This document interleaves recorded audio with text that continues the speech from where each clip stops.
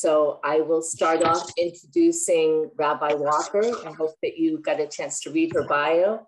And my favorite part on there, I'm sorry, with all the laudable accomplishments, was that you like to lift heavy things.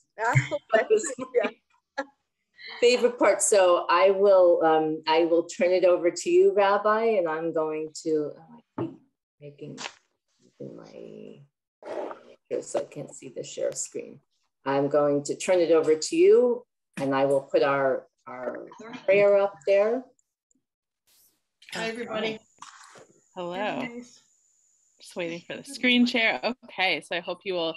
Okay, let me actually enlarge it a little. Yeah. And I'm going to put it in. Percent.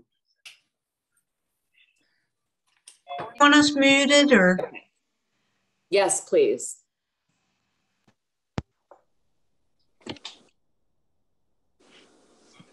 Okay, it's showing not well. Sorry. Okay. I don't know what happened to this. My subtitles. Let's see if I can go back. There you go. Okay. So if you'd like to join me or just say amen, we will just start with the blessing, as I know you usually do for learning Torah, to kind of get us into this frame of mind for the next bit. Baruch atah Adonai Eloheinu melech haolam asher kitshanu b'mitzvotav v'tzivanu la'asok b'divrei Torah. Amen. Thank you. Okay, let's get ready. Let's do some learning. As they say at Sfara, which is a Talmud learning program that I like to go to. They say, welcome to Mitzvah land, because we made the blessing over the mitzvah. Now we're like in the mitzvah. So I just wanted to put that in there. Yes, I am excited to be with you. I definitely see some familiar faces. It's lovely to see you. And I'm here in the cold in Toronto, but not for much longer. I'm going to another cold place, but I'll be moving to Massachusetts in a few months. So we'll still be cold, but maybe a little less cold. And today we are going to talk about Rosh Chodesh, which I will define in a moment. But the title for tonight's session is, what even is Rosh Chodesh and why should I care? So hopefully by the end, no, not hopefully, by the end of this next hour, you will be able to say what Rosh Chodesh is and why you should care. And I think there are many, and maybe you'll even have your own reason why you should care. So hopefully I will present some compelling things, and also you can come up with your own as we look at this material. Great. So first off, just to define our terms, what is Rosh Chodesh? And I know there's some of you that maybe know this already and some of you who don't. And so I know that we're in a mixed level space, which I think is amazing. And so I want to make sure that we are covering all of our bases and being inclusive and bringing everyone along with us. So what is Rosh Chodesh? What does it even mean? What is it? Rosh Chodesh is the first day. It's the new month, the new lunar month. We'll go into that later. Rosh, like Rosh Hashanah, right? Rosh means head or beginning, right? So Rosh, and then Chodesh means month. But a cool thing about it is Chodesh is from the same root, right? Like Hebrew words have different roots, and it's from the same root as new, it's Chadash. So it's the head of the month, right? The beginning of the month. And there are many special practices associated with it that we will look at shortly. So damn it. That I'm going to share my screen. I will also put, I should have done this. I will put in the chat also the link if you want to look it on your computer. If that is too complicated for you, I totally get it. I'm also bad at looking at two things at once. So I will also screen share. So here's the link. And there are spoilers in there if you look ahead. Okay, so now I'm going to share. Oh, and I lost it. This always happens. So are we there? Yes. Okay. I'm going to share my screen in 1 second. Okay. Here we go. Yes. Okay. I'm going to zoom in. Don't worry. So what even is Rosh Chodesh and why should I care? So a cool thing about Rosh Chodesh is actually it has to do with one of the first commandments it is the first commandment we are given specifically as Jews.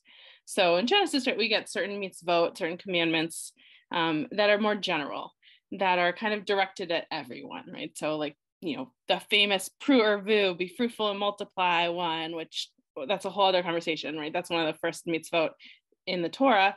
Right, that's kind of a more general, just given to everyone, right? Jews didn't even exist yet. It was just people.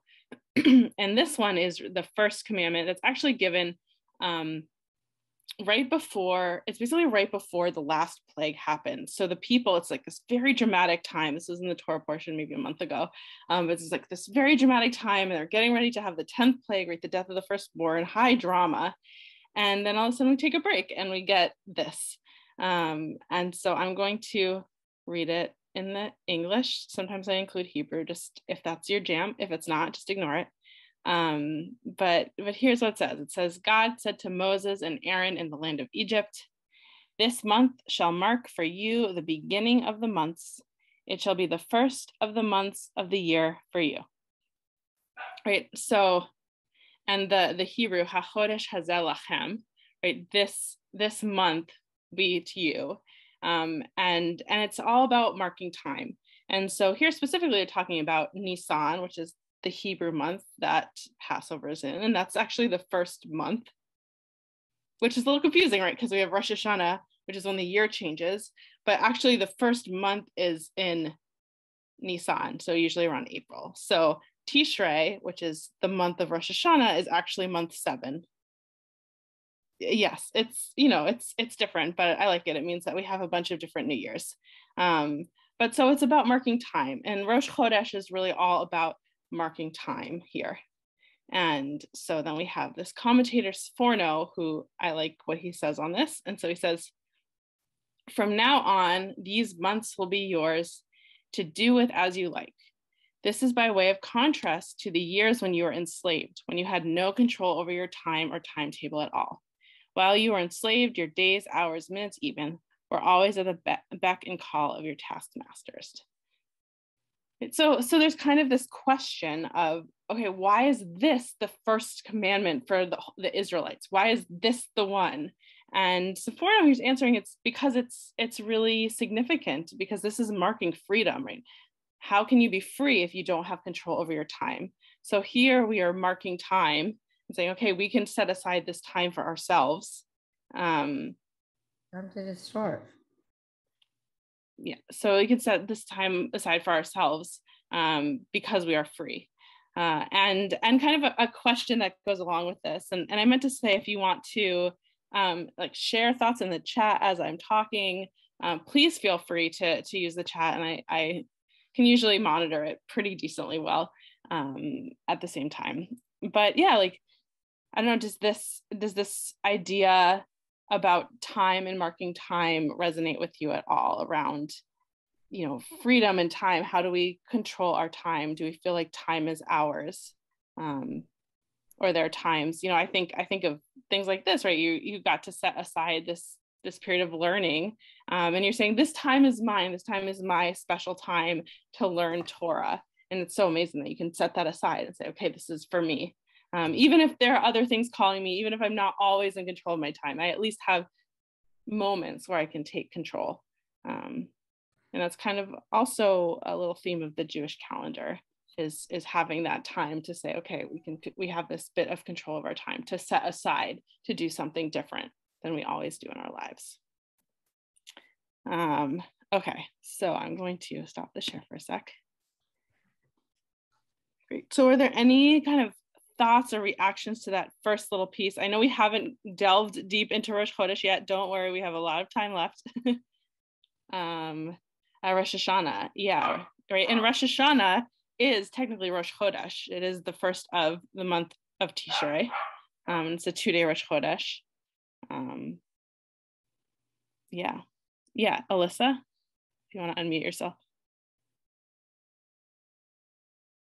Sorry, I thought I did. I'm sorry. It's good because I dropped something off my desk and it was loud, so it's good that you didn't hear it. does the time that they're saying to set aside for ourselves include Shabbat, or is it separate study time? Yeah. What kind of time are they talking about? I know you said it could be different increments, but does that include Shabbat? Yeah, definitely. So this is the beginning, this verse, and I took it totally out of context, right? But this verse is almost like a prelude to the festival calendar. So it continues and talks about Passover and Sukkot and all of that, and Shabbat as well. But at the same time, I think we can interpret it more broadly if we'd like. But this verse specifically is about Rosh Chodesh and the general Jewish time on the calendar, like Shabbat and festivals. But definitely, I think that you can expand it if you would like. Yeah, Sheila. I've realized just this month, we just started Adar, that sometimes there are 2 days of Rosh Chodesh and other times 1. And when is that determined, or how is it determined? Yes. Okay. Well, you're getting ahead of me a little bit, but this is actually a perfect segue because that's what I'm going to talk about next. So let's talk about some Rosh Chodesh logistics, and then we'll go into a few more of the sources. Yes. Okay. So, right, the Jewish calendar is it's a lunar calendar, but modified to fit the solar calendar, right? Because if it was purely a lunar calendar, the lunar year is 354 days, so 11 days shorter than the solar calendar, which is 365 days. So if it was just a lunar calendar, it's like the Muslim calendar, right? Where the months would switch around and go around in the year, like how Ramadan, sometimes falls in the summer and sometimes falls in the winter. That's a true lunar calendar. The Hebrew calendar is that, but modified for the sun. So and this is a little wacky here, but every 7 out of 19 years, we have a leap year. And Sheila, yes, I am getting to your question. I just want to make sure we're doing step by step, okay? That's okay. Right, so every 7 out of 19 years, we have a leap year, which is a year we are currently in, actually, right now. Very exciting, where not only do we get 1 extra day, like in the Gregorian calendar, but we get a whole month. So we get a whole extra Adar, right? So right now we just started the month of Adar 1, because we're going to get 2 Adars. So right now we are in Adar 1, and we'll talk a little bit more about Adar later in the class. And then at the end of Adar 1, we're going to get another Adar 2. So that's how they kind of keep it, the calendar aligned with the solar calendar, right? So Passover always comes in the springtime because it would be, I guess always in the springtime for the Northern Hemisphere, which is, what the calendar was based off of. And Sukkot, which is a harvest festival, always happens in the fall and things like that, to make up for those spare 11 days. They sometimes insert an extra month every 7 out of 19 years. So yes, so some Rosh Chodesh are 2 days and some are 1 day. Why is that? Well, some months have, a lunar month, if you're just looking at the moon and when it kind of resets, it's not an even number of days. It's not 29 days, it's not 30 days, it's like 29 and a half days. So we have that little ambiguity. So some months are 29 days and some are 30 days. Okay, if a month is 30 days, then Rosh Chodesh is celebrated on the 30th day and the first day of the next month.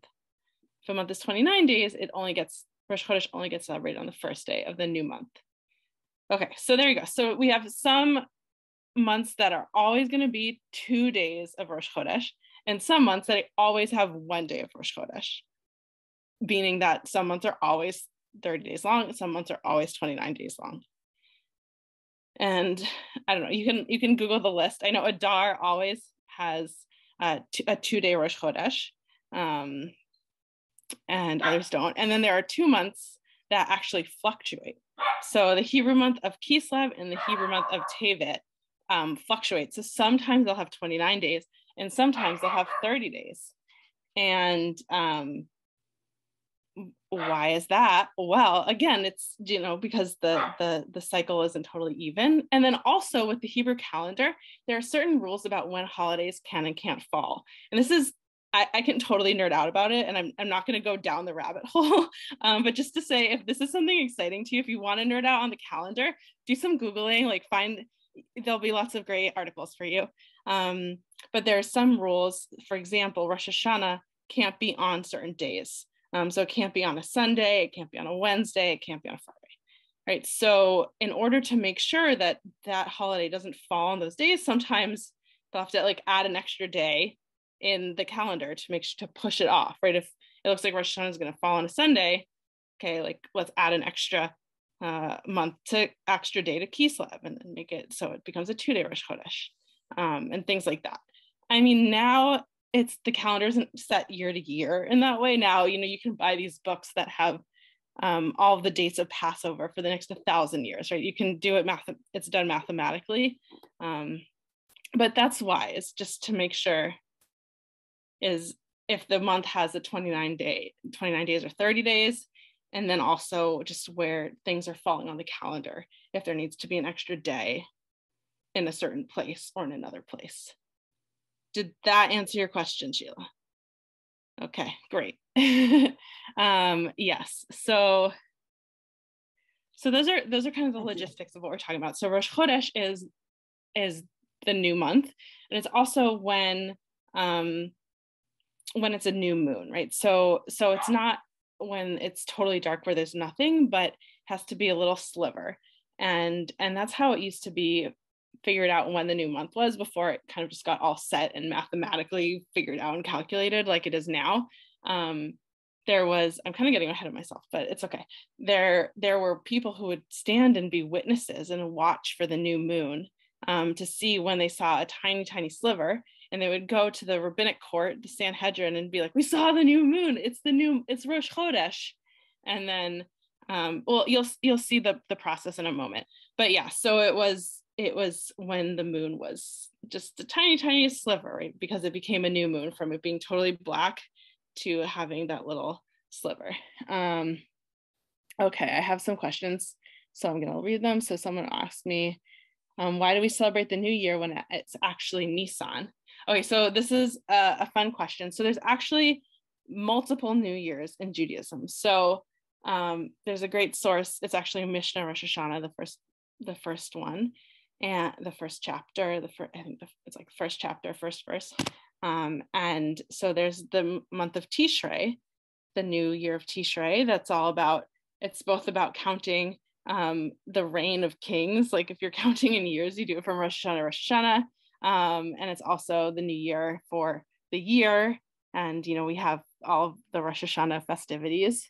And Nisan is the new year for the months. I mean, it's all the way back in the Bible, right? Like that's just how it is. So it's both the New Year's. And I mean, if you think about it, I think Passover is in some ways its own New Year's celebration, right? It's about rebirth. It's about freedom.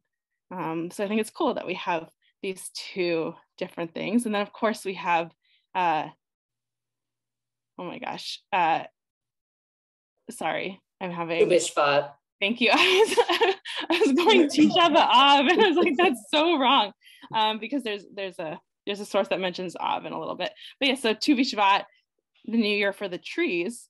So that's another new year, and there's even another one that they talk about. Maybe it's in Tishrei, or maybe it's in Elul around the animals and whatever. So, yes. So there are many New Years, and also Rosh Chodesh in itself is also seen as kind of this chance for renewal. So really, unlike in the Gregorian calendar where you got January 1st and you use it or you lose it, we really have all of these constant opportunities for kind of starting over again if we feel like we need a fresh start, or for recommitting to a goal or whatever it is. Someone asked, why was Adar chosen to be the 1 month that could have two? Great question. I mean, the answer I've heard, and I'm sure there are multiple answers as is typical, is that month of Adar is seen as, it's like this good luck month. And so, we it's a very joyous month. And so why not have two? We love Adar, so let's have two. Who decides if an extra day should be added or not? No one really does. So based on these different rules that are there for the Jewish calendar about when certain holidays can be and what needs to be, there are a lot of rules. and it's kind of like a puzzle. And so when you put them all together, there's usually really only one way that the calendar can work out. So it's solving a puzzle. And so if you have a bunch of people solve a puzzle, certain puzzles, like it's, you know, you're going to come up with the same answer, like Wordle, for example, right? You know, everyone comes at, there's a right answer. So that's right. So that's kind of how, so it's not someone deciding, it's more of a, okay, how is just all of these rules get satisfied? Okay, here's the layout of the year. When is in here? I think it's an Elul, but I want to look at the source. It's Mishnah. Maybe when I send you to breakout rooms, I will go quickly look it up so I can, you know, tell you the truth. Oh, there you go. It is one Elul. Okay, I was right. Great. And why is Purim in the second Adar when we were in a leap year? Yeah, well, so because there's this nice flow from Purim to Passover, so we want Purim and Passover to be kind of close together, even though maybe if Purim and Passover were further away, we wouldn't have to worry about like having all that hamantash and then needing to get rid of the chametz before Passover. I know I always get into that trouble with that, but we like to have Purim near Passover because it's kind of nice a flow. Okay, Geraldine is confused. Tell me more.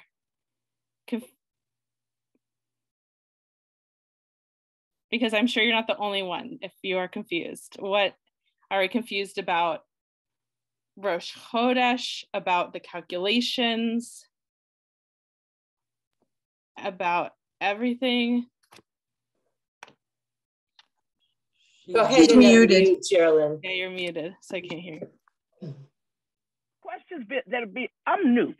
I need to know what we're talking about, and everybody's all over the place. And I'm like, what the heck are we talking about? Because I'm new. I'm a very newbie. So I'm like, well, they're asking this and asking that, and that's wonderful. But what are we talking about? I'm not sure. I want to know. Okay. I'm sorry. No, don't apologize. Thank you for asking your question. So we are talking about Rosh Chodesh, which is the new month. Right? So the Jewish calendar is different than, you know, the Gregorian calendar, which is the one that we all typically use, January, February, you know, that we're in February 3rd right now. And in the Jewish calendar, the months are decided based on the moon. And at the beginning of the month, it's when the moon is tiny, right? So it's not a full moon, but it's when the moon just started to show again after being dark. And on that day, it's called Rosh Chodesh, which is the first of the month. And there are certain special things that we do on Rosh Chodesh that we're going to go into. Now, all of these questions maybe got a little sidetracked because I like to geek out about the calendar a little bit. So maybe just like, you know, let those fall, right? Like if it's interesting to you, if it's making sense to you, great. If it's not, just, it's fine. Just like, let it go. It's, you know, it's nighttime, whatever, just, you know, and maybe the next time, you know, you hear someone talking about a calendar, you'll hear a few more familiar terms because I know we're all at different levels. So Rabbi, just as a reminder for everyone, we did a class in the very beginning. It was like our second class on the Jewish calendar. So if you keep your handouts from each month, you should have some handouts on that to review. And we talked a little bit about why your Jewish calendar doesn't start in Nisan. It starts with Tishrei, which is, as Rabbi said, the 7th month. So go back and look at that and email me if you still have questions and we can go back through that. Yes. Okay. So I'm going to leave the calendar now. We've done enough with the calendar. We're going to go back to Rosh Chodesh. And so I don't know how many people, did people have the texts from Melton that Julia sent out? Yeah. Okay. Some of you, it seems like some of you have that, and some of you maybe have the link that I sent, or hopefully.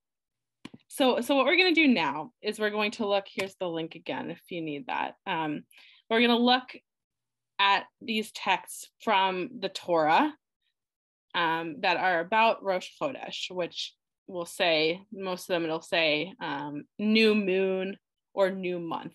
Right? So we're talking about the new moon, the new month, the first of the month, Rosh Chodesh. And these all mention Rosh Chodesh in some way. And kind of your task in your group is to read these. And I don't want you to worry about context or deep meaning. We're not doing that right now. We'll do that later. But right now, I want you're like detectives. And I want you to try and figure out what are some of the things that might have happened on Rosh Chodesh in the Bible. Okay, so this is either on page 2 of my handout, or I think on page, it's titled like Rosh Chodesh in the Bible in your melted one, if you have that. And there are 6 sources. And so what I want you to do in your groups is just read those sources. You can read them out loud, find a person who feels comfortable reading out loud. And then you're a detective and you're trying to see, okay, what is this telling me about how the new month was observed in the Bible? Marian, I saw you had a hand up. Oh, I thought you wanted an answer. Oh, not yet. I want you to talk amongst yourselves. And I will say, because I know sometimes with breakout rooms, no one wants to like start, or, you know, like people feel nervous to start the conversation. And so I'm going to tell you, if you are born, whoever is born closest to February, because it's February now, whoever is born closest to February, you have to start the conversation. And it'll be great. I have confidence in all of you. And I will give you, let's say, 5 minutes. You get 5 minutes. No, you get 6 minutes. 6 minutes in your breakout group. And again, before Julia sends you off, you're reading the texts. If some of you don't have them, make sure other people are reading aloud. We're reading the text to try and figure out what are some of the practices of Rosh Chodesh in the Bible. It's only this one page. Don't go on to another page. It's like 5 short texts. Don't read the whole packet. That's not what we're doing. Cool? Is that clear? Okay. Welcome back, everyone. I will ask you just to remute yourselves, just so sound is difficult. Great. So I'd love to hear either if you want to write, maybe if you want to write in the chat, or if you feel comfortable, if you want to unmute yourself. I can see people when their hands are raised, but only if you're on the first screen. And I know there's some people on the second screen. So, but if you want to do the raise hand reaction, I'll definitely see that. But if someone would like to say, okay, what did you learn? What are some practices you saw that are happening, in the Bible for Rosh Chodesh, or in the biblical times? What did you see? I see Eileen. Yeah, well, there were sacrifices. Yes. Love sacrifices. So got a lot of sacrifices, exactly. And that's why now, we obviously don't have sacrifices. We do on Rosh Chodesh, we add Musaf in, that extra prayer service, kind of in honor of that. Yes, great. Ruth, you're muted. That we were the sacrifices, and they, in the new moon, but also the first Samuel is to do with this story with Jonathan and David, because that was a 2-day Rosh Chodesh, and he didn't go the first day, and Jonathan went to see if Saul was going to kill him. And that was the whole thing with the arrows and everything. Yes, but what does it tell us about Rosh Chodesh? Well, what we're telling you is that the king expected David, who was a musician, to be there to play music at the dinner. Yeah, right. So we have this idea there's some feast or something. Yes. Yeah. Okay. I know Marlene, you have your hand, but I saw Arlene with your hand up. Did you want to say something? Arlene Fisher or Arlene Schwartz? I don't know. Which Arlene? Did Arlene Fisher? I think I saw Arlene Fisher. Did I? Well, it was what we talked about was if only the new moon were over so that we could sell grain. Mm-hmm. And it sort of elevates Rosh Chodesh. It's on the same level as Shabbat. I mean, you don't do work. Yeah, exactly. We see this hint of there's something about not working potentially on Rosh Chodesh. Yeah. Okay, Marlene. What a perfect segue from my dear friend Arlene. Basically, when starting with the first one, on the joyous occasions, your fixed festivals and the new moon. So it seems to me fixed festivals are here, new moon is here, and you are having the trumpet and you're being joyous. So all of a sudden, this is, although the Rosh Chodesh occurs much more frequently than some of the other fixed, but it is Shabbat-like. So thank you, Arlene, for that setup. Yes, and thank you, Marlene. Okay, we got Edith, and then Arlene, and then I'll read some of I see there's some things in the chat too. Thank you. I'm not sure anyone mentioned Numbers 28:11, the second one. And on your new moons, you shall present a burnt offering, 2 bulls of the herd, 1 ram, 7 yearling lambs without blemish. And we had a question. Is that everybody? Who's bringing the bulls? Is it designated people, the leaders, or just who? Yeah, I think here it's kind of on behalf of the community. Right? There are certain holidays and sacrifices that everyone was supposed to bring. Like for example, the Passover offering. Every household was supposed to bring their own. But this is more communal. So it's not everyone has to bring 2 bulls, because right, like where are you going to get 2 bulls? We're not, there are only so many bulls in Israel or in, that area. Okay, I'm just going to go to the chat for a second. So Carlin asked, in Kings, who in the Bible is Arlene. Oh. What was that? Arlene wanted to talk. Arlene Schwartz. Oh yes. Yeah. Oh yes. Thank you. Okay, Arlene. Sorry, I didn't mean to skip you. Arlene Schwartz. Oh, that's right.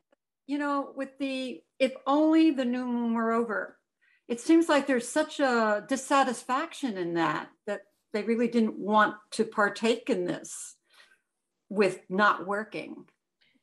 Yeah. There's an element there in the way that is expressed. And also, would you be able to explain, then she called to her husband, that one? I wasn't sure about that one at all. Yes. Okay. So I'll answer both. So in Amos, Amos is a prophet. He's one of the prophets, right? And he has some cool, he's really kind of chastising the Israelites here. So he's going on a rant saying, you all are being unjust and really not conducting yourselves and your affairs fairly. So Amos is one kind of, so he's giving this kind of speech diatribe type of thing. And he's saying, okay, the Israelites, I see you people, and you're saying, I wish that this new moon was over so we could go back to selling stuff and we could cheat people out of their money, because we are using dishonest weights and measures and, kind of screwing people over, right? Not being, it's not a nice way to say it, but cheating people, right? Not, making them pay more money for less. So right, but here, because again, we're more looking for clues, and the clue is that there's some idea of not working on the new moon, right? We get a taste of that regardless of kind of the context. And then in Kings, this is a story about, it's a good story. Go maybe after class, look it up on Safaria, about a woman whose child isn't feeling well and suddenly dies, and it's kind of a miracle and gets revived. But so there's a woman whose child doesn't feel well, and so she calls to her husband and says, I need to see a man of God because I need a miracle for my child who is dead or seemingly dead. And right, but again, context here, we're not looking at context, we're looking at clues. And so it's the clue because the husband's like, why are you seeing this holy man? It's not a new moon or Shabbat, right? So the assumption is that on a new moon or Shabbat, that would be a time where you'd go see, this person to do some kind of religious something. Great. Okay, I think we got everything there. So great, good detective work, right? So to summarize, we have our sacrifices, we have some idea of festivities, right? This feast with the king, some type of other ritual activities, and maybe a break from work, ? Okay, great. So now we have on the next page, in the Mishnah, and I'll go back to sharing my screen. Didn't one of the readings say, okay, we're going to look at working on Rosh Chodesh in a little bit. We're not there quite yet. So we'll see that really soon. I'm going to share my screen again though.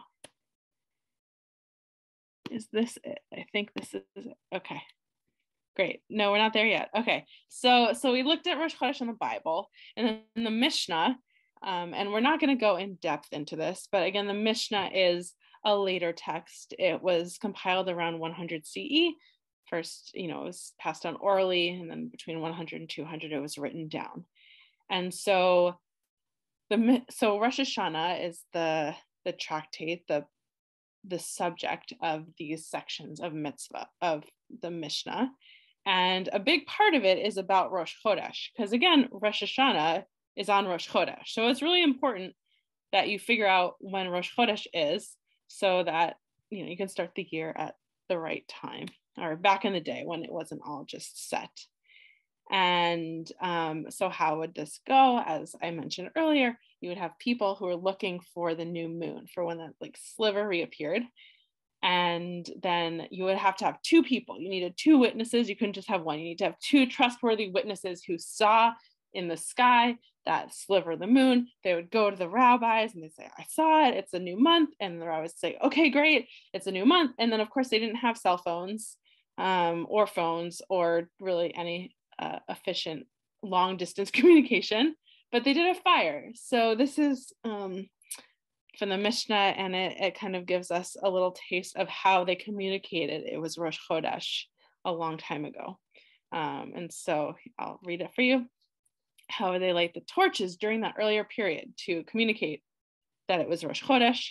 They would bring long poles of cedar, reeds, pine wood, and beaten flax and tie with a string, and ascend to the top of the mountain and light the torch on fire with them, and wave it back and forth and up and down until he would see his colleague doing likewise at the top of the second mountain, and similarly on the top of the third mountain, and so on. So at one point, they were communicating when it was Rosh Chodesh by lighting fires on the top of mountains, which I think is pretty cool. And of course, that is part of why, and I'm not going to take us down this rabbit hole, but I'm just going to mention it because I started anyway. But it's part of why there's the idea that certain holidays in the diaspora, certain Jewish holidays are 2 days, when in Israel they're 1, to kind of account for the amount of time it might take for the message that it's Rosh Chodesh to kind of filter out. But yeah, okay, so great. So now we're going to look at Rosh Chodesh and women.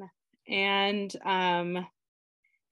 some of you who maybe are a little bit more familiar with the concept of Rosh Chodesh, it tends to be associated with women. A lot of times I know I was a part of many different Rosh Chodesh groups that would meet, that were women who would come together around Rosh Chodesh to do some reflecting and things like that.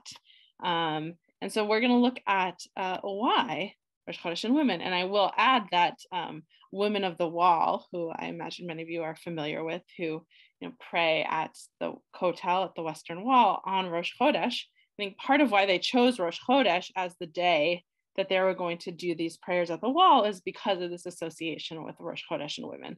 And also, it's a nice service because we do some extra stuff in there. But I think that's also a connection. So let's look at why. Let's look at what our sources might say.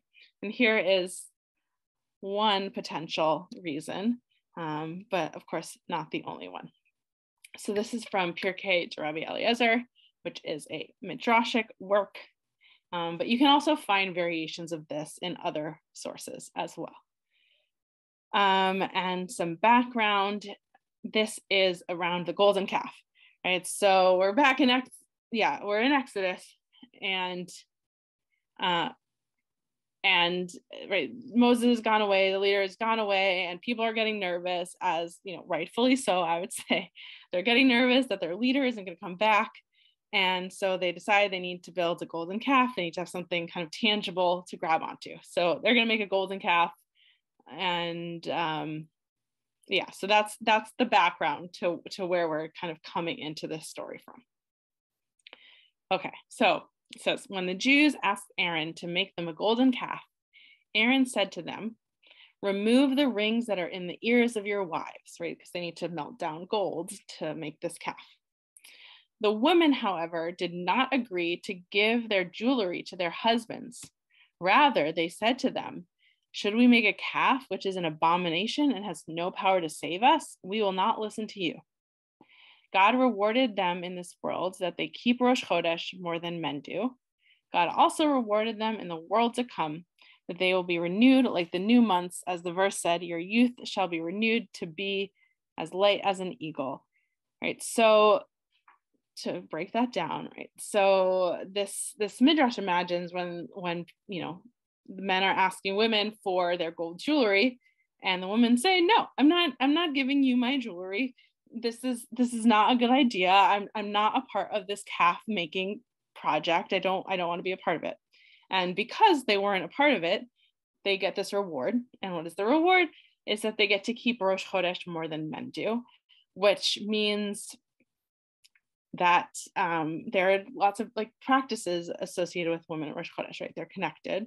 And one is that there are some, and you can see in the source below right here in the Shulchan Aruch, which is a Jewish law code, that even though on Rosh Chodesh it's allowed to do work, some women will choose not to do work, and that's great. So if you want to not do work on Rosh Chodesh, go for it. But anyway, so this reward for not being a part of the golden calf is that Rosh Chodesh is kind of more special for women. And this last piece is kind of saying, you know, just like in this world, in the next world, you know, will be renewed. So meaning that, you know, sometime if there is, you know, future, we'll be young again, right? When we come back, if we come back, and we're not going into life after death right now, but if we do come back, we'll be young and renewed, right? We'll be fresh faced and well slept and all of that. Okay, great. So there's that, and I will say, I'm going to stop the share again.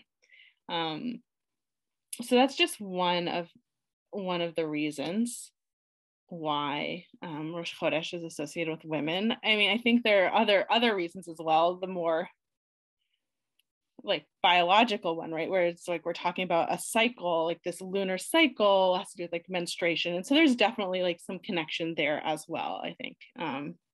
And also just women being associated with the moon. Yeah, so there's this kind of special connection with women and Rosh Chodesh.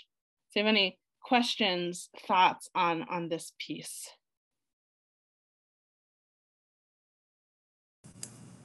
I have a quick question. Yeah.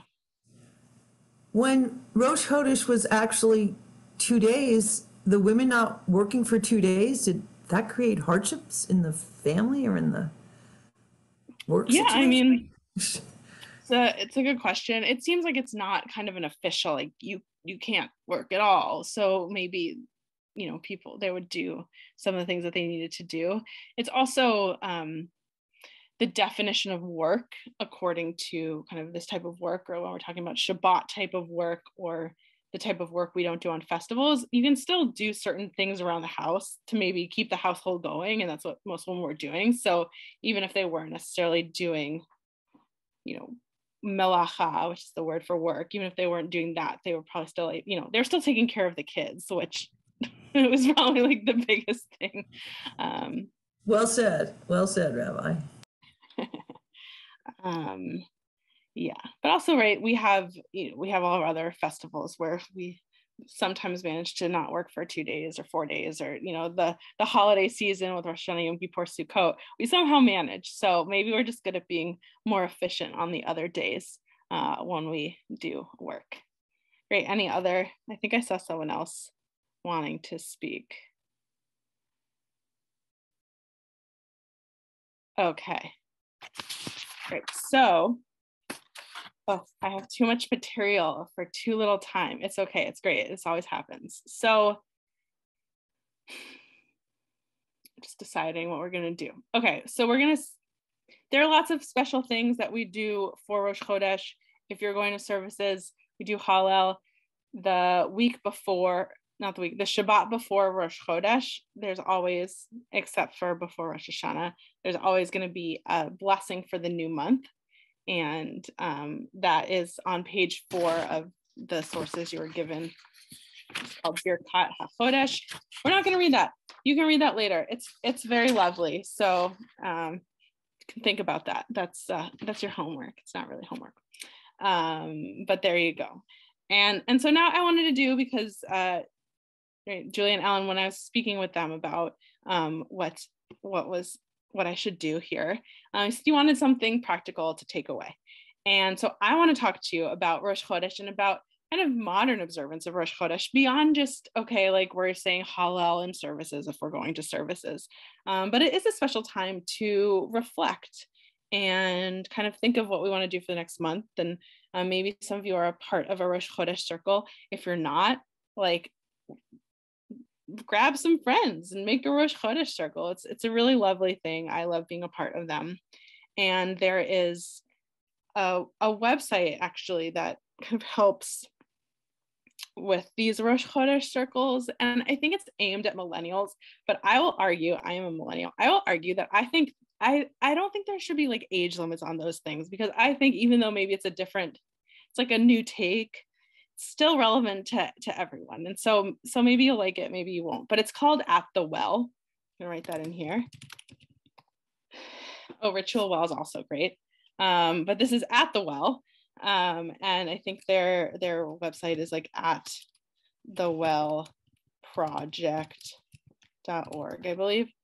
And they put together each month, they call it a moon manual, and they put together a moon manual for the new month with the themes of the month, right? So for example, Adar, which we are in now, and Rosh Chodesh was 2 days ago. So we're going to pretend it's Rosh Chodesh right now because I feel like it. And we're going to look at Adar, and one of the big themes in Adar is joy. And so they'll put together these manuals with different activities, maybe some art, maybe some other things that are related to the theme of the month. And it's just like a nice thing to do. You can kind of pick and choose what you want to do. Rabbi, do they do a healing service sometimes at a Rosh Chodesh? Yeah, some places, yeah, definitely there are places that will do a healing service. Maybe is that, I feel like there are online ones as well. Yeah. But At the Well, anyway, so there are different activities to just kind of get into the spirit of the month and do some intention setting and all of that. And I think especially, when time can really blur together, it's nice to mark time, right? So we can use Shabbat, but we can also use Rosh Chodesh to kind of mark time and the difference of time. So what I want us to do in our last 10 minutes, we're going to do a little Adar activity. And I will say that, and you have this on your last page, on page 5 of my handout, this idea of, so it's in the Talmud, it says, just like as soon as Av has entered, which is a different month, we decrease in happiness, it's a sad month. So too, as soon as Adar has entered, we increase in happiness. And so it's this idea that this is a joyful month, and it's joyful because we're happy because Purim and all the stuff associated with Purim and that, and also we're heading into, after Adar, we get Passover. And so there's it's an exciting time in the Jewish calendar. So we're going to be happy. And so we're going to think about joy. So I'm going to lead you through a little joy activity that maybe you would do in your Rosh Chodesh circle, and you can kind of take away. So if you have a pen or you need a writing implement and paper, but you could use your computer. So get that together, and we're going to take a moment, and I just need to pull up my little writing. Okay, great. So we're going to take 2 minutes right now, and you can take notes. You don't have to, but I want you to reflect. We're going to think about joy because it's Adar. I want you to reflect on one of the happiest moments in your life. Okay. Doesn't have to be the number one, but a moment that brought you joy. Okay. So I want you to just reflect on that for a moment. I'm just going to be quiet. So we're going to have some silence. Reflect. You can jot down some notes. Just think about that. What is the time? Call it up. Think about details if you can. Be specific.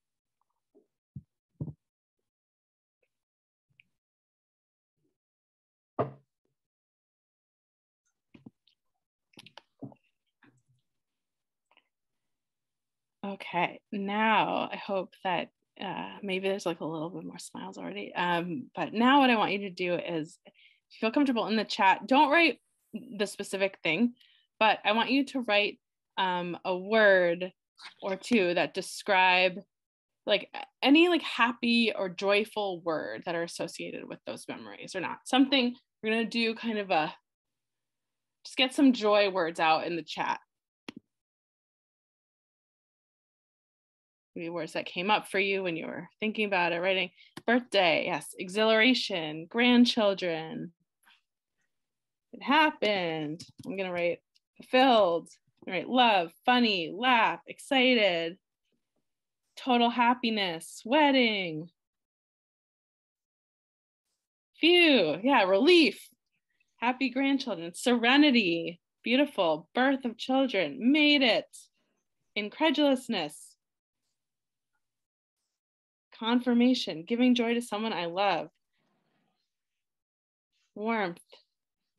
Yes, okay, I love it. So, okay, so now that we have kind of these words flowing, what I want you to do is, we know that sometimes, you know, it's not always easy to kind of just conjure up joy, right? We can't just always like feel joyful, even if we want to. Wow, success, love it, contentment, gratitude, cocooned, warmth. It's, you know, it's hard, but we have these moments or these special things. So what we're gonna do, we're gonna take the last 5 minutes that I have to, what I want you to do is write a letter. You're gonna write a short letter because it's 5 minutes. You're gonna write a letter to your future self, reminding you of the things that bring you joy. So you could either write about that very specific memory that you were just thinking about, or like a list, or if you're not feeling writing, you can just do some doodles. And what you're gonna do with this is, it's gonna be for you. If you have an envelope around, you get to put in an envelope and write open on a hard day. And so we're gonna think about, so we're gonna write this little letter to ourselves on our fake Rosh Chodesh day about something that's brought you joy. And so you're gonna have it tucked away. And so next time you have a hard day, you're gonna open that up and you're gonna read it. So I'm going to stop talking and give you a few minutes to write. I'm going to put on some music though, because I think music is nice. So give me a moment. Okay, start writing or doodling or, you know, whatever it is you're doing, and I will share my sound.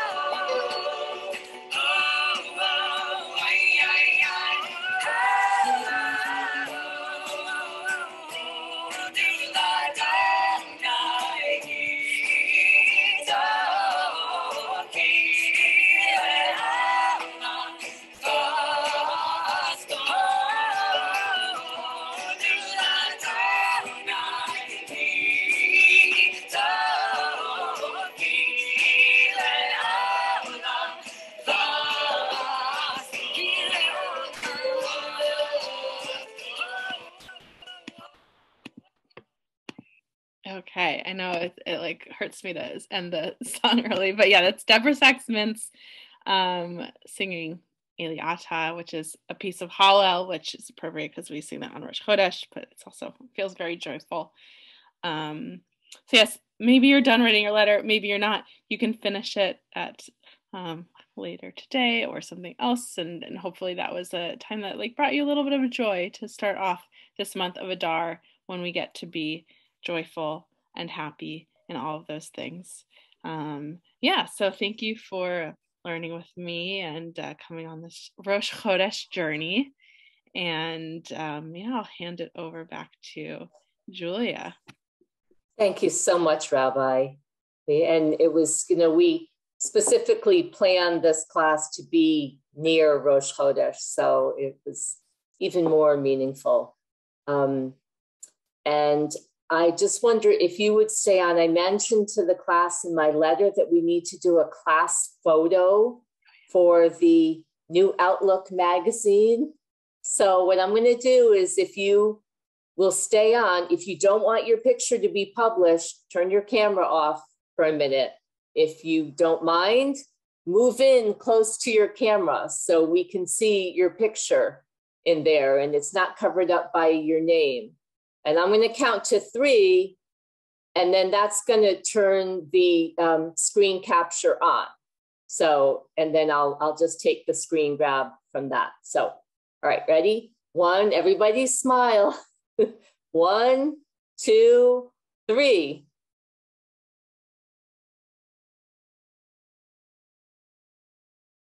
Okay. This is for the article in New Outlook on Bat Mitzvah, on the Bat Mitzvah class. So you become the illustration for the article. Rabbi, thank you. We really appreciated it. And, if you have any questions on anything or whatever, feel free to contact us and we'll send them on to Rabbi as well. Okay, thank you. You can stay with us as well. You can get off or continue on. We're going to start to talk about how we want this Bat Mitzvah ceremony maybe to look as it will be celebrated on at convention. And we've invited Edna Schrank. Edna, you need to unmute. There you go. You're right with me. Who is the chairperson of this upcoming convention, to kind of give you a little bit of a beginning as we begin our pre-Bat Mitzvah celebrations a little bit. Edna, you're on. Thank you. Good evening, and thank you, Ellen and Julia, for inviting me tonight. And this was a perfect segue when you talk about joy, because going to convention to me is a great joy. And not only do I do it because I want to bring back things to my sisterhood, but I have found by going to convention that it enriches my life personally, and it helps me grow as a human being. So you have all now are forming a very important community. And it would be nice, I'm sure somewhere in your head you're going, gee, when I meet these people, I wonder how tall they're going to be. And do they, because we really only see each other from this much and we're all about the same size, but I know we're not. So you really need to think about not the culmination, but the joyful celebration of the 3 years you're going to be working towards your Bat Mitzvah, and celebrate it in person at convention. Don't just think of it to go for that. Think of it as a continuation of the journey you are putting yourself on now. And I have to congratulate you for doing it, because this is a big step. Many of us did the Bat Mitzvah because our parents told us it was the time to do it. And I think if I had a choice, I would have waited until I was an adult, because I didn't understand really what I was going through. So we're going to be in Schaumburg, Illinois, which is a suburb of Chicago. And it happens to be, I believe, the 3rd largest city in Illinois. It's a lot of fun. The hotel is great. This is where we were going to be in 2020. But it's a smaller hotel. It will be totally ours. There won't be another convention conference meeting there. So we're going to really have the whole facility. And it's something to really think about and to put it in your mind and put aside some of the funds needed to go to this. Unfortunately, as free as the 2020 convention was online, the amount of technology that we're going to need to put together to make this successfully virtual and in person really costs a lot of money. And there will be a charge for even a virtual participant. I cannot give you any figures because we don't know. We're still in negotiations. And it's really something very serious that we put our minds to, that we're going to do this for the best possible outcome of your bat mitzvah. So I don't know if you've talked about this or thought about it, but those of you that are affiliated with sisterhoods, your sisterhood should have funds to help you out. If you are an individual member, your region has leadership funds. And if you are associated with a synagogue, you could talk to your rabbi. That is another opportunity for you. But I hope this doesn't dissuade you from going. This is an experience you will long remember. You will be waiting for the next one as you're walking out the door for this one.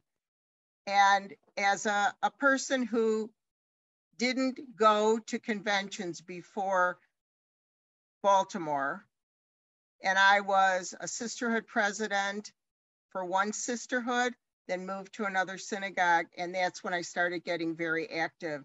And I am very sorry I did not do this sooner, because it's an experience of a lifetime. It really is. If you've gone to your spring conferences for your region, multiply that by 10,000.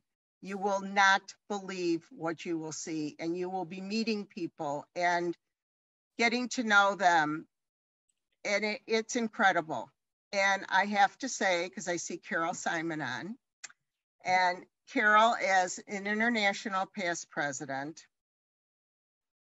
is what everybody wants to want as your friend at convention and your friend forever. And I do say that Carol is a friend, but if you are not, I don't know how to say this, if you're not well-versed in Women's League and you've been in other organizations, my perception of other organizations have always been the top tier, they're not really interested in the lowly sisterhood member or the organization member. And that was my mindset going into convention, and how wrong I was.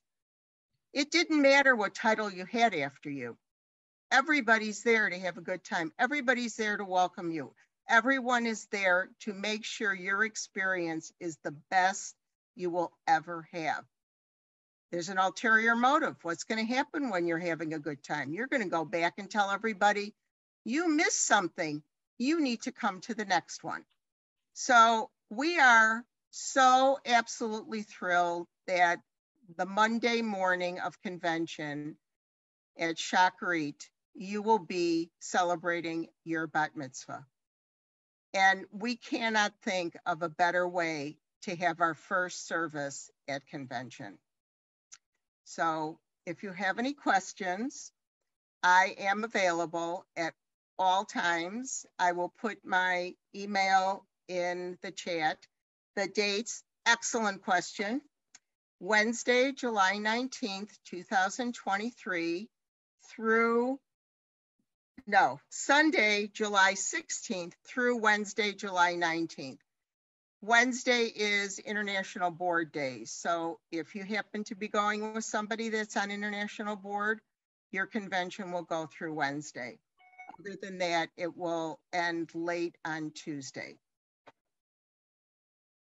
Any other questions? Eileen. What's the name of the hotel? It's the Hyatt Regency Schaumburg.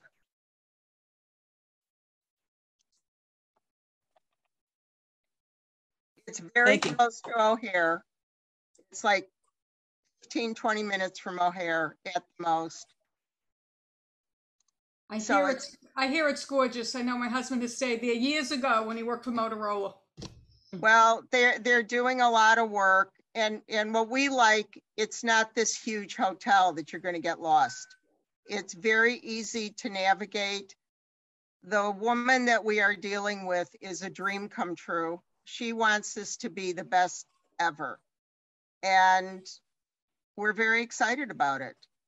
We can't wait to actually walk in the door at convention in Schaumburg.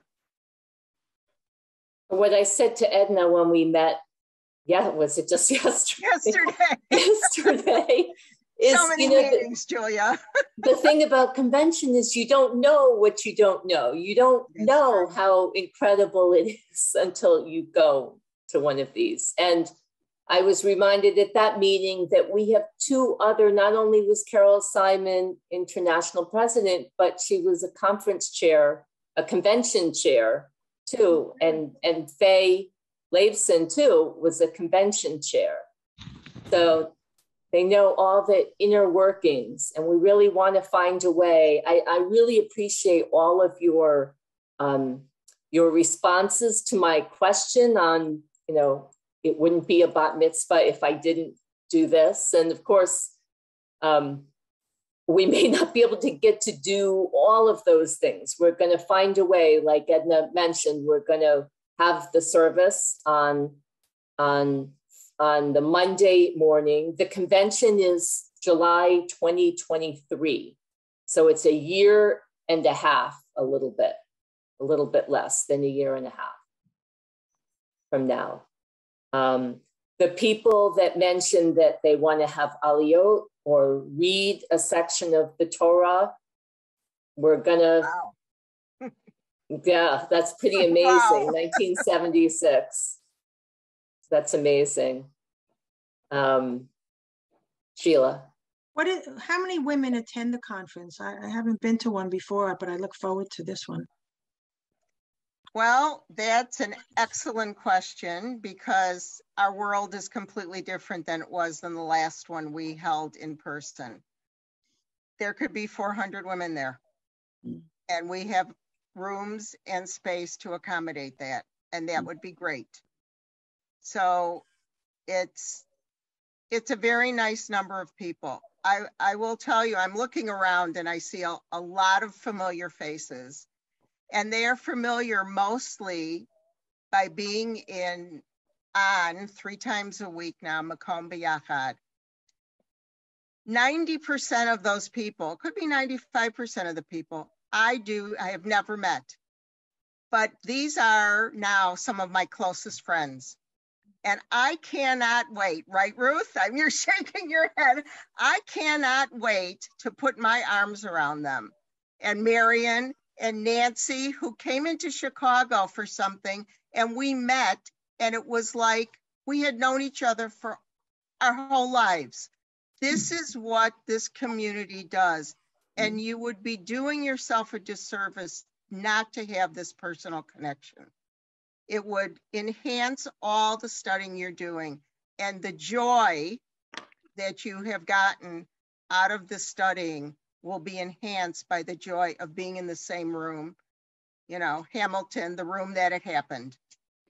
And we do, so even though the costs of convention aren't out yet, you need to figure in your transportation to Chicago and your nights at the hotel. And if any of you have ever planned an event where there's kosher food, you know that kosher food is expensive. It's not, just picking up at your local fast food place. But it's a year and a half.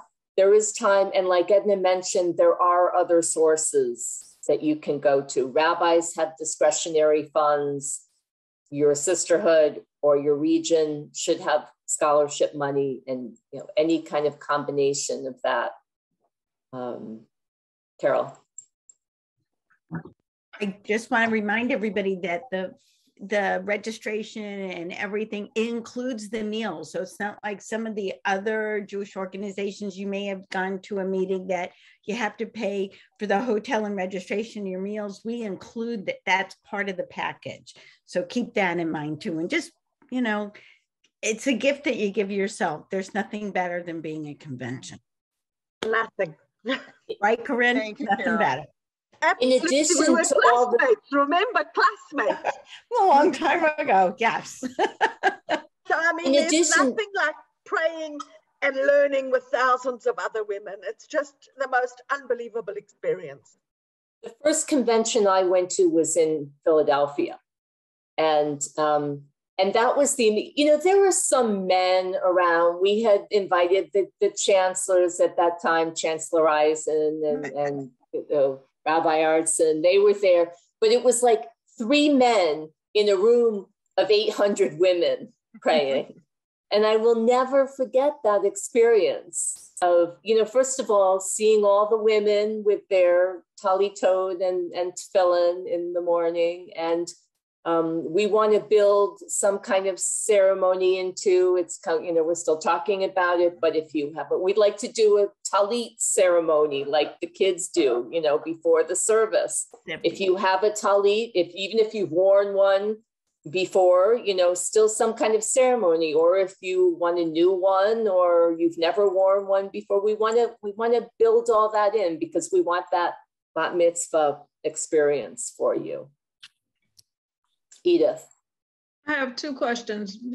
You just mentioned Tally. Will there be vendors there? Would that be possible to purchase those things? We have, in fact, we have just talked about that not only the vendors will be there on Sunday, but we are hoping to talk to some of them that they will make it available ahead of time online. So if you want to order one before and have it waiting for you. Oh, that would be nice. Because we don't want anybody to take a chance and say, oh, I'm going to go get there Sunday morning and buy my talit, and then something happened.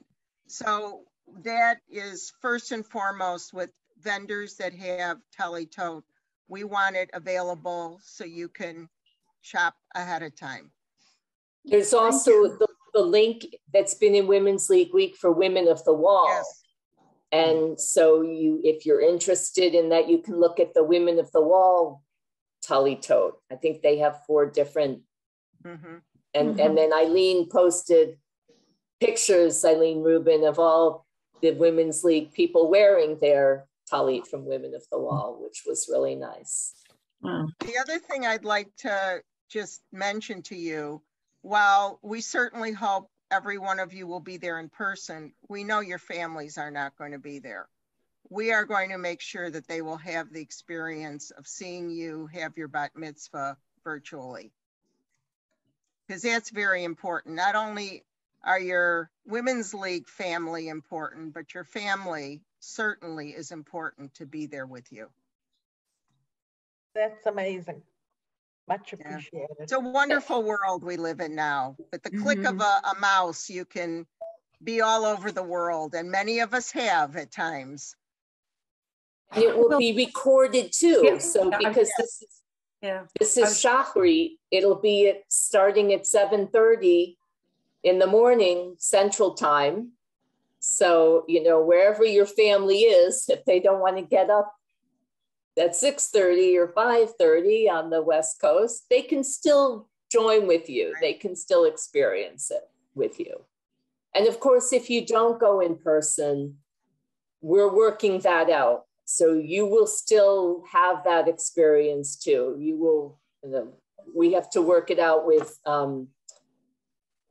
the rabbi about, because she's our guide, our Maradatra for the convention, what she will allow on Zoom and just like in your synagogues, to make that decision. But so I really appreciate all your input, and we hope, keep it coming. If there's something you think of, we did talk about. Yeah, we are listening, and we are taking this into consideration, everything that you can possibly send to us. We will probably be talking about the bat mitzvah and convention as part of, the bat mitzvah experience, a little bit at the end of each of the next few bat mitzvah classes. So, as you come across something that you want to share with us, you may want to save that actually as well for the end of a bat mitzvah class. We'll probably take the last 15 minutes or so. Okay, so just kind of consider that. And I do want to tell you, my first convention also was 2006, was Philadelphia. And I'm a teacher, and I went back to work and handed in my resignation as soon as I got home from that convention. It forced me to make the decision. I said, that's it, I'm done. I'm never missing another convention. So that was really a powerful moment. And I felt for the first time, I was honestly doing something for myself. And so there I was, it pushed me in the right direction, certainly. And Edna mentioned how, there will be so much information there to bring back to your sisterhoods. But like Ellen just said too, there's so much information for yourself and for personal development and growth or self-care or, just, again, all the hugs from these people that have been locked in boxes for almost 3 years. Hi, this is Shelley. Is there a separate website for updates or the main website? On the convention, once everything is set, you will see it forever on the Women's League website. It will be front and center. It's not there yet. No. It's still a while off. Another question. The last in-person convention, can you give me a guesstimate of the cost? I know that it's not going to be the same, but a guesstimate. It won't even be comparable because it's unless you're part of the board, it's going to be basically a day shorter. So there really isn't any financials out yet. It's hard to even give an estimate. And we are a year and a half away. 6 years. Yeah. Jill, that's without the flights that people have to take, though. That's what I would guess. Southwest doesn't fly to O'Hare.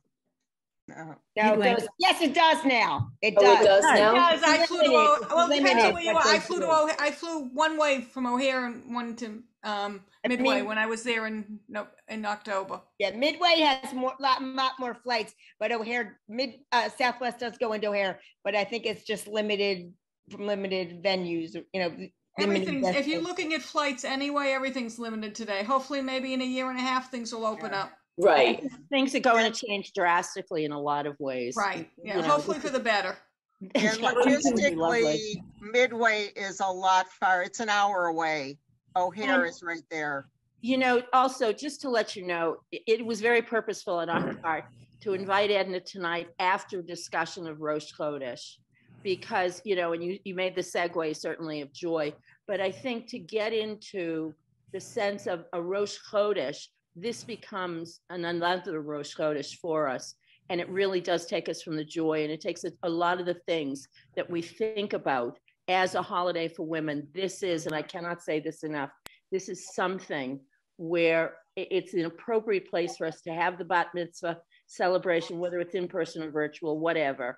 And just think of the themes that we thought about tonight, and the growth that we might be having personally through this whole bat mitzvah program. And it becomes a very appropriate place to sort of not end our studying, not end our experience, but to use it as another kind of Rosh Chodesh in our lives and another beginning for us. So look for these discussions a little bit at the end of each bat mitzvah class. And, as whatever questions come up, we'll give you as much of the information as we have at that point, and then everybody else will get it after us. Right, Edna? That's right. Absolutely. So we're not asking for any kind of commitment at all for a long time, but we were just curious that if any of you like, you know, you're going to be there. You're definitely going to be there. We're sort of, you know, we want to know, like, are we going to have 5 people in person and 35 on Zoom? Or, you know, so we were just, if you think you might be there, if you know you're going to be there at this point, could you raise your hand? All right, we're just trying to get a count here. 4, 5, 6, 7. Okay. Okay. Yeah, I mean, no, you know, we're not holding you to this. We were just curious to see what lines we should pursue, so that we can make sure it's a good experience for everyone. How many Eileen, did you have a question, or were you just raising your hand for? Who? Eileen. Oh. Eileen Rubin? Eileen Rubin. You said raise your hand. I know, if you're I was just asking whether you had a question or you were raising your hand for. Yeah. Okay, No. Elisa. How many women are total in our B'nai Mitzvah class? And is this the only class that's going to be B'nai Mitzvah that Monday morning? Or are there other people participating? No, this is it. We have 42 officially. Like tonight we have, well, right now we had 35, 33 women on. A couple of people were missing tonight. And then one left early. So, right. So I think, you know, officially there are 42 in this class. This is the only class, right now. the only cohort that Women's League has for this service. There are other groups like Makom Biachad and the Hebrew classes, and, you know, that will be doing their thing at convention too, probably. But this is really important. And so, you know, everybody knew, Edna knew, Debbie Goldich knew, you know, this was going to be important to celebrate this at convention. And we, you know, we started out this course saying that there would be a ceremony at convention. Now, I think that was in our introduction a year and a half ago now, when we first met as a group. So that was always the goal, to do this. And in whatever way people can participate. But I think it'll be really nice. And we will have more discussions on ways that you can fund this for yourself. You know, if this is one way that will get you to convention, if it's the financial is the key issue.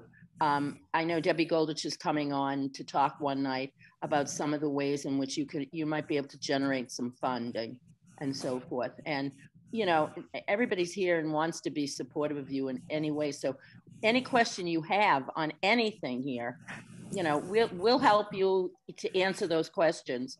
And, you know, we want you to be able to do this wherever possible.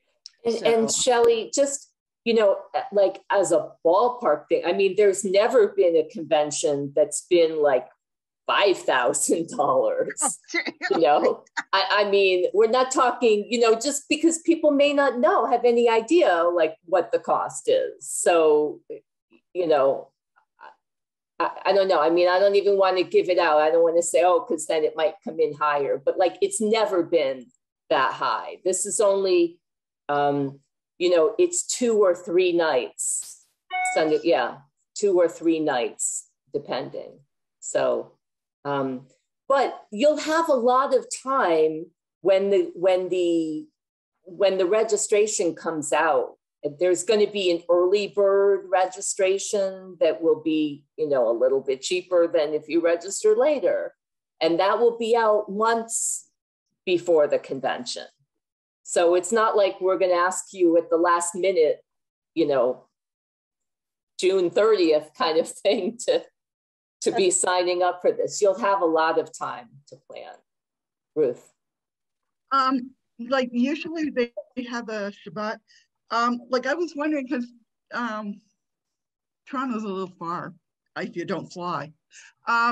So like, What time in the on Sunday would it start, you think? Well, there's going to be things in the morning, but convention is supposed to start. Hold on a second, I will tell you. And this is very tentative schedule. Let me,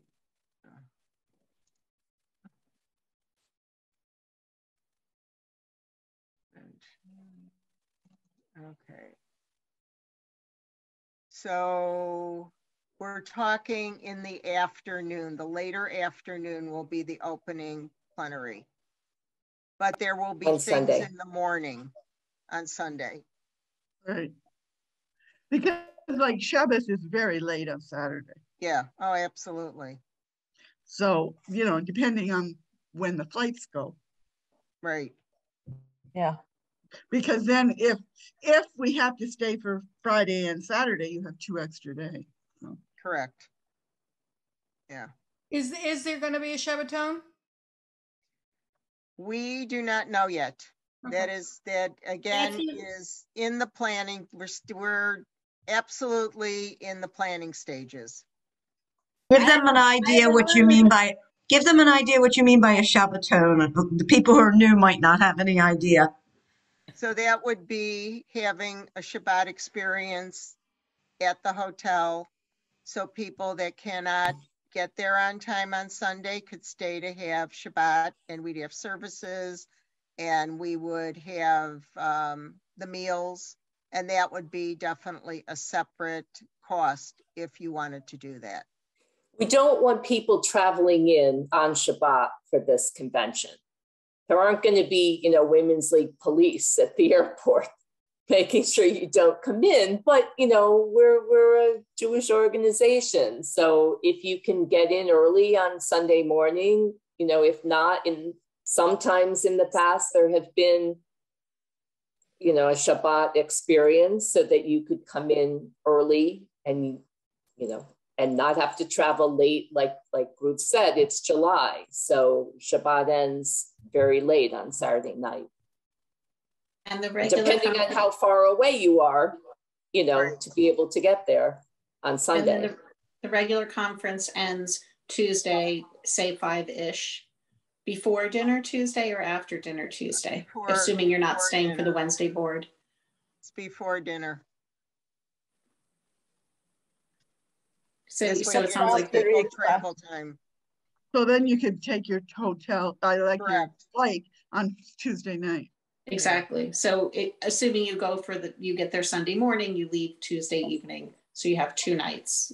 Correct. Is a full experience. Okay. Correct. I remember when you went for 4 days, Sunday to Thursday. And I also remember Marion going on the bus. Yeah. And having cookies, and we had such fun, and leaving when it was pitch dark on the bus. Do you remember that? Oh my God. There's a classic example of, you know, we talk about we walk in a room and we can't remember why we walked in the room, but yet listen to these women and what they're remembering. So today, maybe not so much, but these experiences stay with you. We used to go by bus to Concord. Some regions chartered a bus. Can you know? So the whole region would go at the same time. It was fantastic. We had such fun, and we had, what was her name who told all the jokes? Esther Spring. And her jokes. And oh my God, we had and her cinnamon buns. Yeah. I want to. This is a Canada connection. That's what that is. I just want to break in from the reminiscing and thank Edna for coming in to talk to us about this, because I think this is really helpful to sort of put it in everybody's mind. So, see you tomorrow at 11:30. Personally, I will tell you how very proud I am that you're doing this. And it really, not only that, is that you are giving us the opportunity to celebrate with you at an international convention. And once you get there, you will understand what I'm saying to you. So I will see you then, if not before, on our little boxes. Thank you. Goodbye, my friends, that I will see tomorrow. See you tomorrow. Julia. Bye. Thank you, Edna. For next Thank you, Edna. Thanks, Edna. So we're going to be in Vancouver. What is the date for next? So the date is, I just looked it up, March 10th is our next class. Is there any reading or anything? I have not, I can look it up right now. That's fine, Julia, that's fine. I'll send it out. I don't know offhand. We have to talk about it. It's exciting because we have now finished the first year curriculum. When I sent out the initial list of all the things, and it's okay that, yes, it's January of the second year. Remember, this curriculum was only written as a 2-year curriculum, and we're going to be doing it for 3 years. So I'm just looking up to see if there is reading. I don't think so. No, there's no reading from the book. I will send handouts out. And again, with the remaining ones, the remaining topics, they become a little more theoretical. So actually, we're prepping you already for the bat mitzvah kinds of things, themes and ideas that are really very much an integral part of who we are as conservative Masorti, Jews. And so the next 4 months are all about God. What do I believe about God? Encountering God in the everyday, in text and in prayer. Those are the next 4. It really is a Rosh Chodesh tonight, and it's a separation, and it's a moment of kind of contemplating where we go from here. All right, Marlene? Yes, I just wanted to share that Edna had shared with me earlier that the Torah Parsha for the week is Devarim, and I didn't know if people knew that, but I just figured I'd get a head start on it and look ahead. Good. So I thought that might be of interest to the group. Good. Yeah, right. The first Parsha of Devarim? Yes. Yes. Yes. The first. We were trying to figure out how we can generate parts for everybody and, sort of playing with this a little bit. And we're still in a very much, contemplating this, working this out, how many, psukim, how many sentences there are and so forth in the Torah portion. So all of this is, again, as Julia mentioned, is up to the rabbi in a lot of ways, because she's the Maradatra, the one who determines, what we're doing and, according to the law and so forth. So that's where we're at, and we are listening to everything that you're saying. And certainly we will try to work, among a way or within a way that represents who we are as well. Because this is your moment. They have allotted a 2-hour service for this. So a normal, whatever, a normal weekday, a Monday with Torah reading, Shachrit service is not 2 hours long. So there will be time for Divrei Torah, extra prayers, extra readings. There will be something for everyone to do as part of that service. And there'll be a special kind of celebration. And there will be because you're not supposed to eat until after Shachrit, there will be I'm supposed to eat bread. Some kind of eating, something to eat before with no bread. Right. You can't Can eat we bread. have coffee first? There will be coffee. Taking care of that. That's all been discussed. As long as I got coffee, I'm good. Fine. We're such a Jewish group of women wondering what we're going to eat and drink. But you know what? When we planned our children's name, it's discussed all that. We're right with you. I was going to just email you, but then I thought since we're talking, and maybe you've thought about this already, but could it be possible? And I'm sure we can find among all of these people someone that we could lead the whole service.